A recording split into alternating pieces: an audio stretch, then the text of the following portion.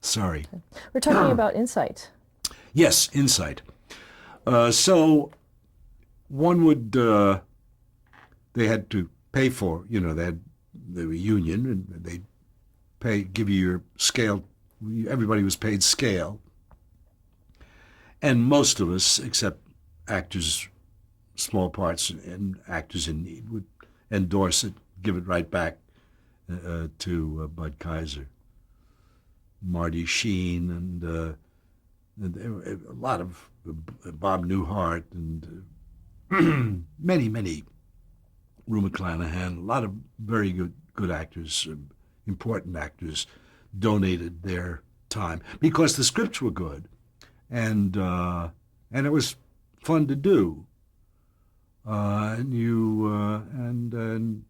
Bud was a good guy. It's very funny. He was a huge man. I don't know if you ever knew him. He was big. He was about 6'4" and big. He just died. He died about 2 years ago, and fairly young. And one day we were reading the script around the table, and I looked around the table and I had a realization. And he came into the room and I said, "Cheese it, here comes a Catholic."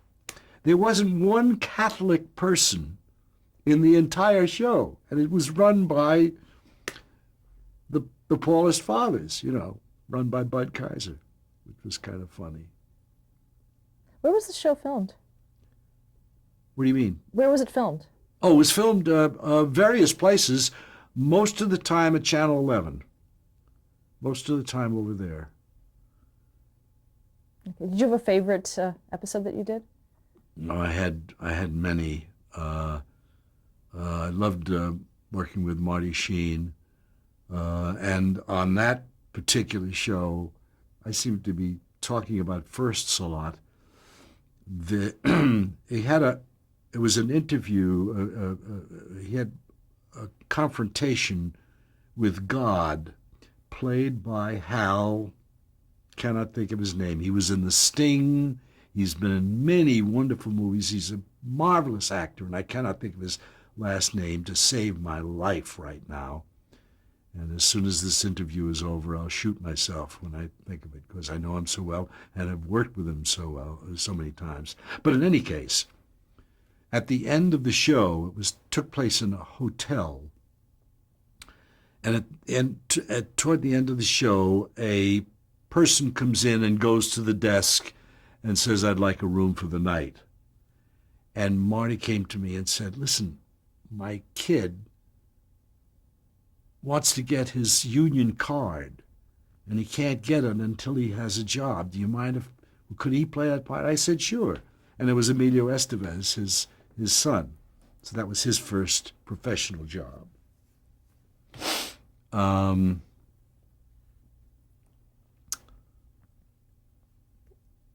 In 1967, you began directing episodes of That Girl. Yes. How did that come about for you? I guess it came about because of the Dick Van Dyke Show, because it was a Sheldon Leonard, Danny Arnold show, and I had by that time begun to, I guess, from all the Adriano Genies and everything else, started to, have a niche of comedy director, and so I came in to do a couple, and then it worked, and I've been fired. I haven't been able to keep a steady job all my life, so I've done a lot of different shows. And that was she was wonderful to work with. Marla was a bright, talented, very talented lady, and she was the boss. She was wonderful. She was such a cute boss. She would sit in her, between takes, she would sit in her she had a high director's chair so she didn't muss anything up. And she had that perfectly coiffed hairdo. And they would bring her the checks, the salary checks, and she would sign the salary checks for everybody. Because I asked her why she did that, why she didn't have some accountant do that. She said, "Oh no, I've heard about people cheating and getting cheated. It's not going to happen to me. I want to see every check that goes through this company." She's so very bright, and the mind worked so fast. I remember one time she was interviewed, and the interviewer was trying to nail her with something. You could tell there was a, because you don't you believe in a woman being a housewife, and those kinds of questions. And one of the questions was, mind works so fast.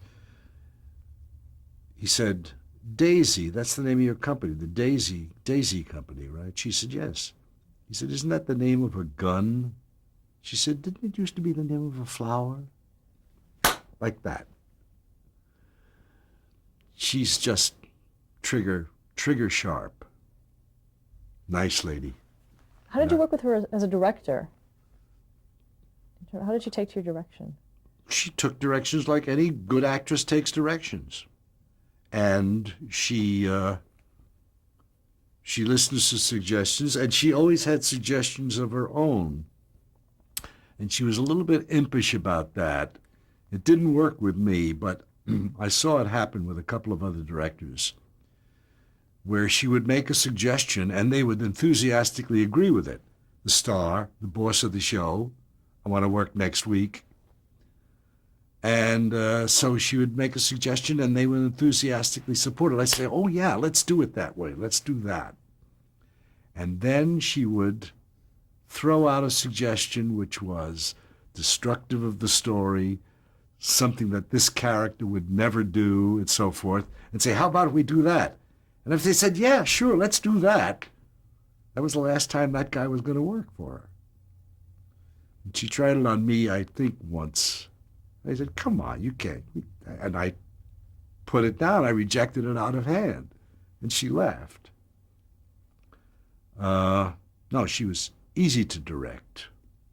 What about her look? How important was that to Her the what? show? Her look. Very important to her, yes. She was very careful about camera and angles and stuff like that. She was protecting the product. And she saw that girl, this character, as a product, certain kind of thing. And she, there was one episode where I had a disagreement with her. There was a scene in one episode where Donald, her boyfriend, went off to Washington to do a story, and a girl, in working with him on the story or something, came into his hotel room and came on to him. And the way I directed the scene, when we left them, you didn't know what was going to happen. And she saw that in the dailies, and she said, "We have to reshoot that scene." I said, "Why?" She said, "Because Donald is true to that, to I can't remember the character's name, true to Anne-Marie." I said, "Yeah, but he's a human being, he's an attractive girl in a hotel room far away, and one night, she said, "No, I won't have it." And I was kind of pissed off. We reshot the scene so that there was no doubt that it was clean and she was gone and that was it. And she said, "That's much better." I said, "I liked it the other way." But she was right.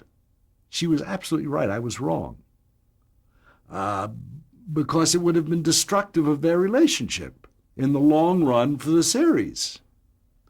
And they didn't want to have to deal with it. Because if that was left that way, then they would have to have an episode where they dealt with it. And she didn't want to get into that.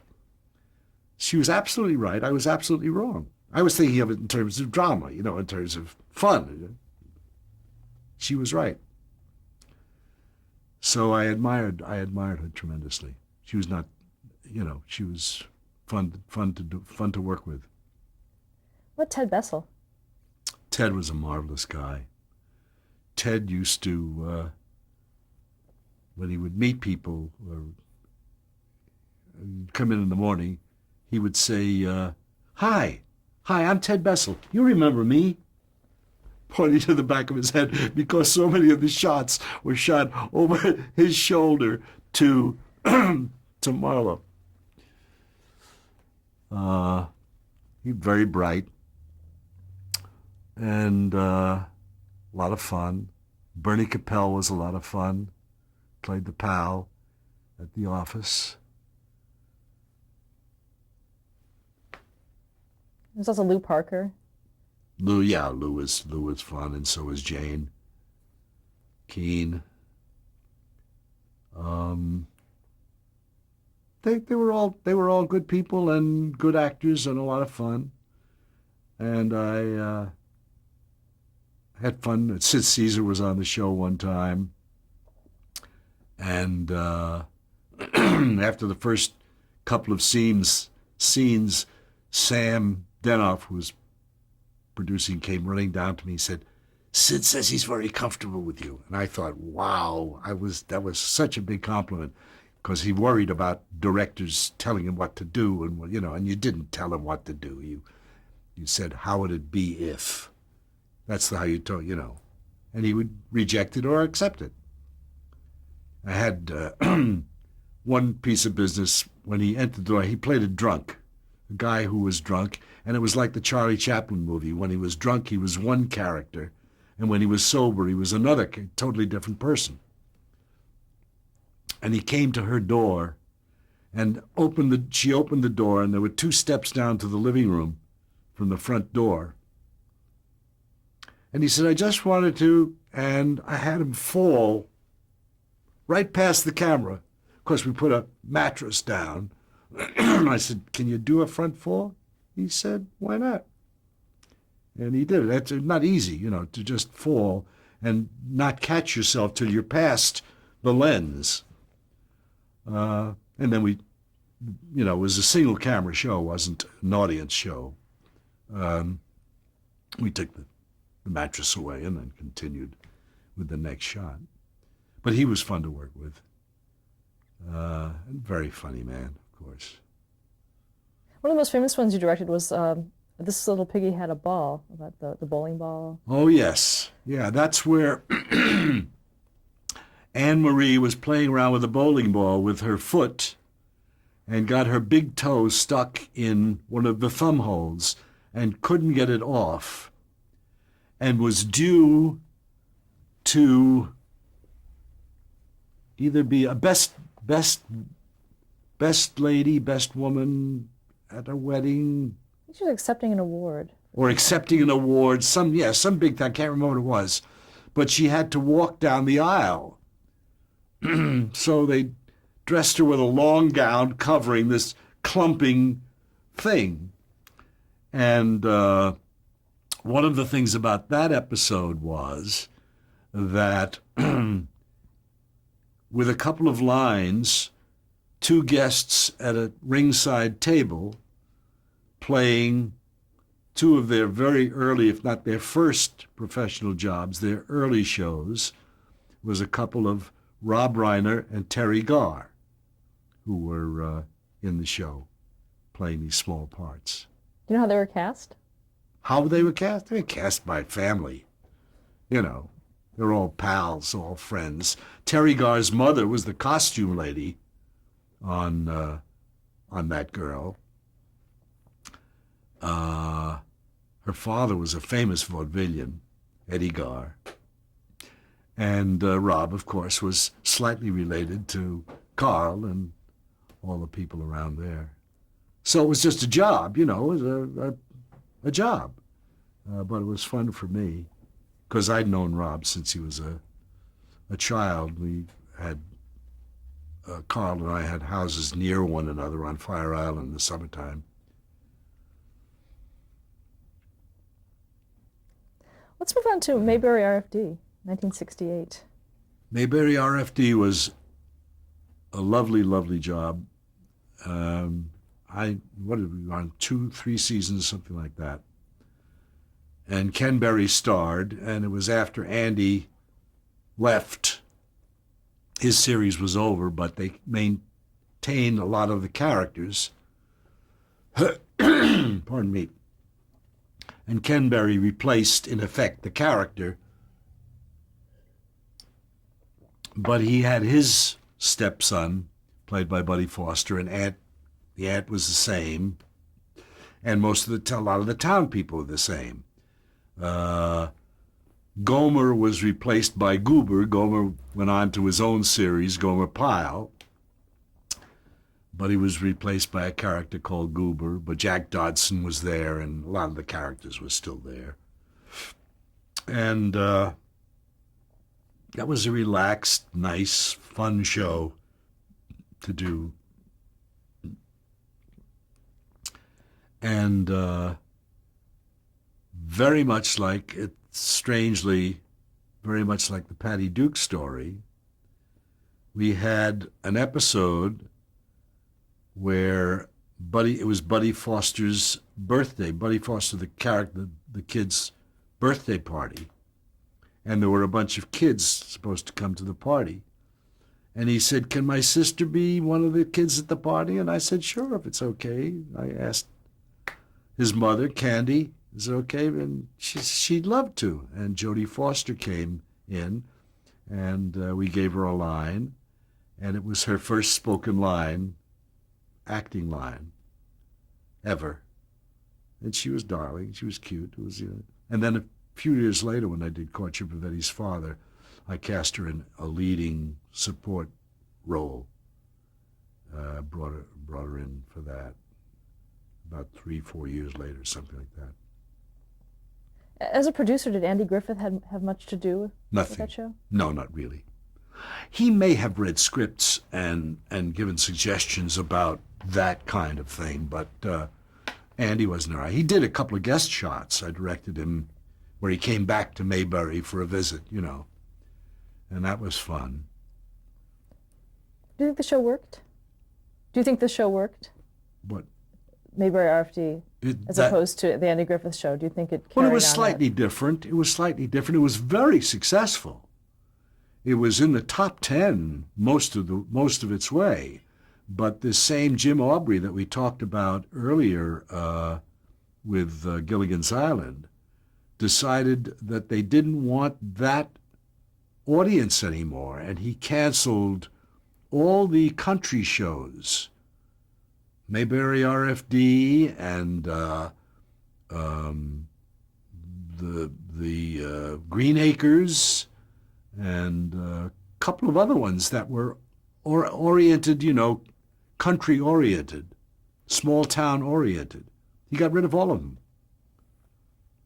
Then they got rid of him after a while, very soon thereafter, because the new series that replaced it weren't as successful. No, it was a very successful show.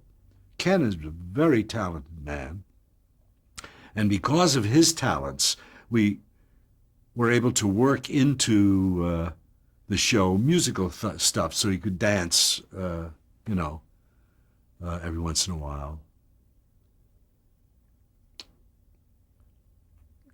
Let's move on to The Courtship of Eddie's Father in 1969. Courtship of Eddie's Father was a marvelous show.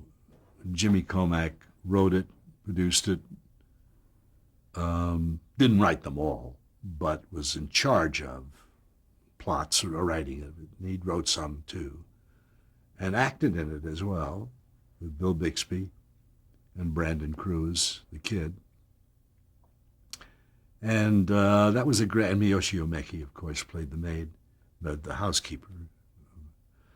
And that was a marvelous show. We shot that at MGM. And fascinating thing about that show, not the fascinating, one of the fascinating things is that Bill at that time, Bixby, was starting to have a desire to direct. So he would follow me around, in the scenes that he wasn't in and everything. And of course, Jimmy had been a director. He'd worked with Jackie Cooper on Jackie's show. And Jimmy created a character of a head waiter at a restaurant that they went to lunch at. And he said, "You play the head waiter, me." And so when I was directing the show, when they wrote the head waiter in, it would be 3 or 4 lines. "Oh, hello, good evening, good afternoon, here's your seat." And I'd have 1 line or a joke or something and leave them with the menu and leave. And then one day he wrote a script about this character, the head waiter. And I said, "Jim, how am I going to, it's going to be very tough." He said, "Well, we'll work it out." I said, "I have an idea if I can get permission from the Directors Guild." "What?" "Well," I said, "the way the script is constructed, Bill, who wants to direct, can direct all the scenes between you and me. You can direct all the scenes between Bill and me, and I can direct the rest of them." He said, "See if you can get permission." So I went to the Directors Guild. I was on the board at the time, presented the problem, and they granted the wish for directed by 3 people. And the credits, by the way, roll like this. The 3 names, directed by, and the 3 names roll on the credits.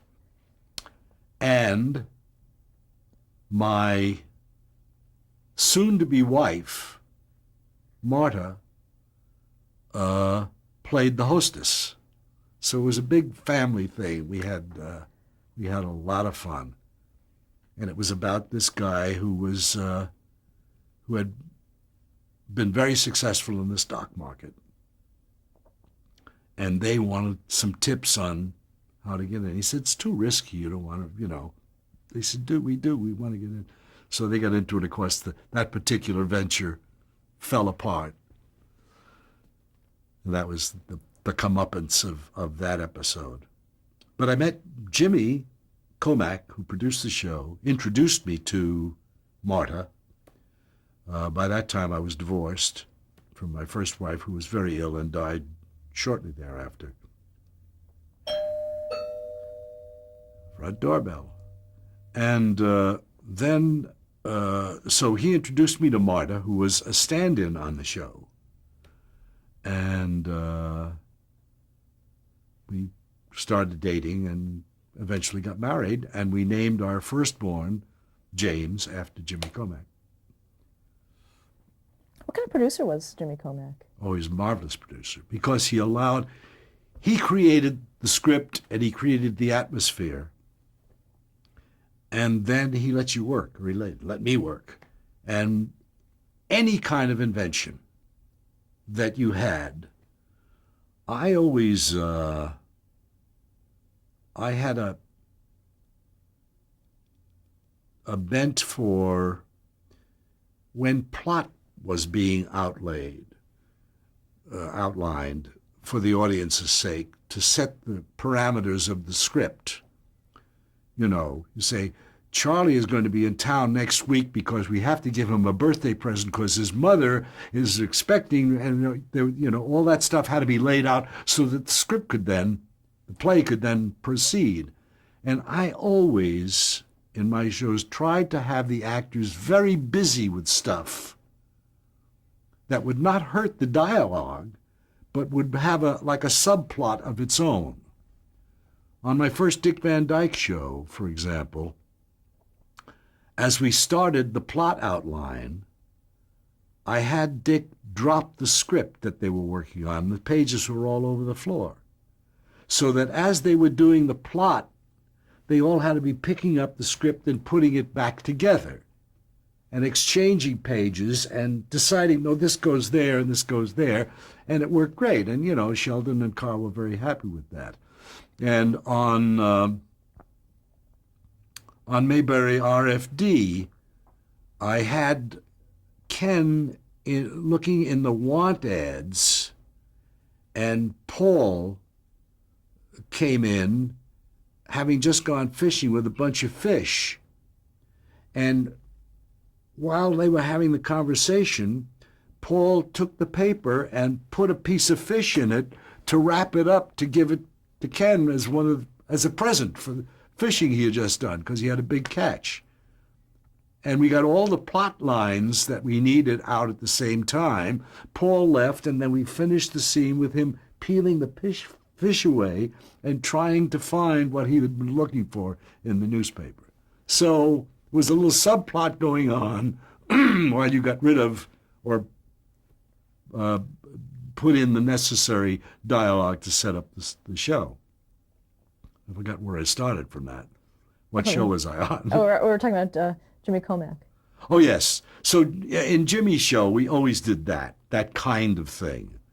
Bill and I one of us would come up with something, to business to be doing while we got the plot out, and then we would move on. Another child actor that you worked with was Brandon Cruz. Yeah. Brandon was very easy to work with, but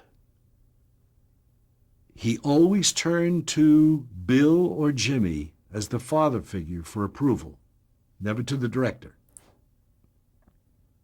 because they really assumed those roles. So when he did something, or you asked him to do something, he would do it, and then you'd see him look to Bill or to Jimmy to see if they were approved. It was very interesting. They adored him. He adored them. I mean, it was an amazing relationship Bill had with him, especially. Miyoshi Umeki. She was very, very to herself. She did not quite understand our humor or the humor in the script. She went along with it, but she was a very quiet, very withdrawn person. And she would have suddenly objections to saying certain things which I could not see were a problem, and try to figure out a way to accommodate it. But she was fine. But that was the one problem with Miyoshi. How long did you work on that show? 3 years, I guess it was on. Okay, so let's stop there. Change the Okay.